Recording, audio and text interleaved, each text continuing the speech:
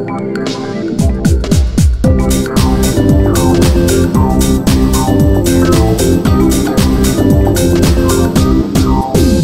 sejahtera dan selamat datang ke channel Cikgu Ruth untuk subjek Matematik tahun 5.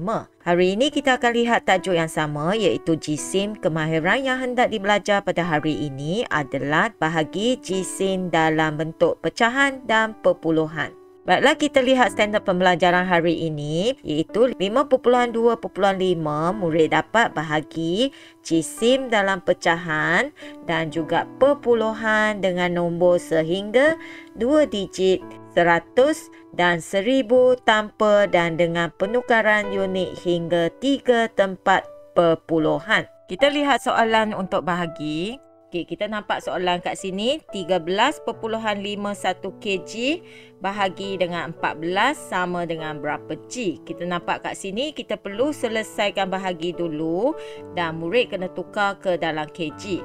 Ataupun murid boleh tukar terlebih dahulu barulah kita selesai. Okey, untuk bahagi cikgu akan bimbingkan murid untuk tukar terlebih dahulu ya. Okey, kg kepada G. Bila tukar kg kepada G, murid kena buat darab. Okey, darab 1000. Jadi titik kena gerak 3 kali. 1, 2, 3. Jadi di sini kita perlu letakkan sifar kat sini. Ini akan membawa jawapan kepada 13,510. Jadi cikgu letaklah di dalam rumah bahagi. Okey, bahagi. Bahagi dengan berapa? Bahagi dengan sifir 14. Jadi murid kena buatlah sifir 14 keluar. Cikgu letakkan sifir kat sini. 14 ni merupakan gabungan daripada sifir 1 dengan sifir 4. Okey. Jadi cikgu tulis kat sini sifirnya. Sifir 4, 8, 12, 16, 20, 24, 28. Selepas tu kita akan gabung jadi 14, 28 dan yang ini gabung 42. Ini akan gabung, maksud dia tambah 56, gabung tambah 70, gabung tambah 84, gabung tambah 98. Setelah murid dah dapat sifir ni, murid boleh start untuk buat. Jadi kita nampak kat sini, kita perlu buat 135 dulu. Sebab kalau 13 ni kecil.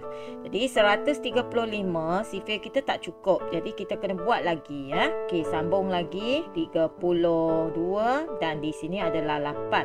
Dan 36 di sini adalah 9. Okey, jadi kita akan gabung kat sini. Akan jadi 112 dan yang ini gabung akan jadi 126.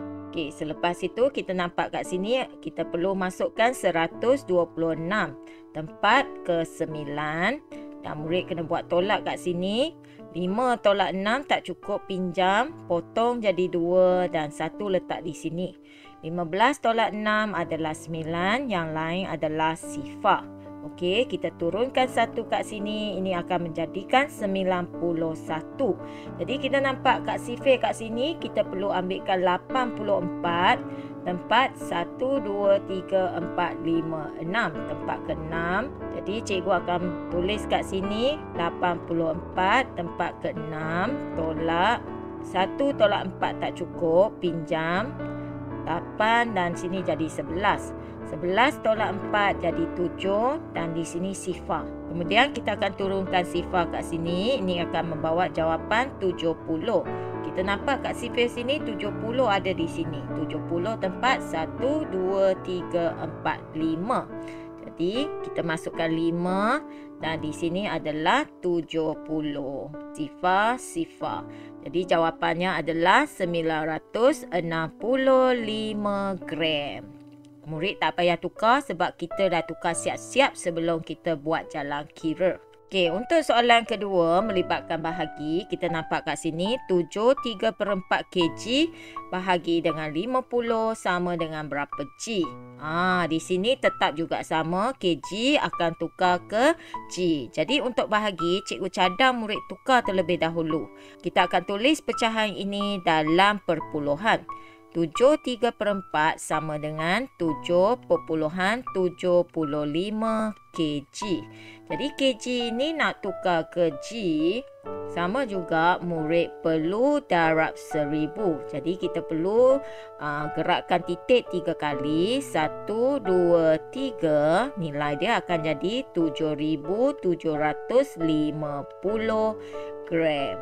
Jadi selepas tu murid akan letak dalam operasi bahagi. Okey, bahagi dengan sifir 50. Jadi di sini cikgu akan buatkan sifir 50. Sifir 50 adalah terdiri daripada sifir 5 dengan sifar. Okey, 5, 10, 15, 20, 25, 30, 35 dan sini adalah sifar. Okey, kemudian gabungan dia ialah 50, 100, 150, 200, 250, 300 dan 350 dan sebagainya. Cikgu tak buat habis ya. Okey, jadi kita nampak di sini 77. Kita akan start 77. Jadi kita akan masukkan nombor 50 kat sini. Tempat pertama, tolak 7 tolak 0, 7. 7 tolak 5, 2. Kemudian murid akan turunkan 5 kat sini. Ini akan membawa 275. Kita tengok kat sifir kat sini. Adanya jumpa kat sini. Kita akan masuk 250 tempat 1, 2, 3, 4, 5. Okey, tolak. 5 tolak sifar 5, 7 tolak 5, 2 dan di sini sifar. Kemudian murid akan turunkan sifar kat sini 250. Kita cek sifir ada 250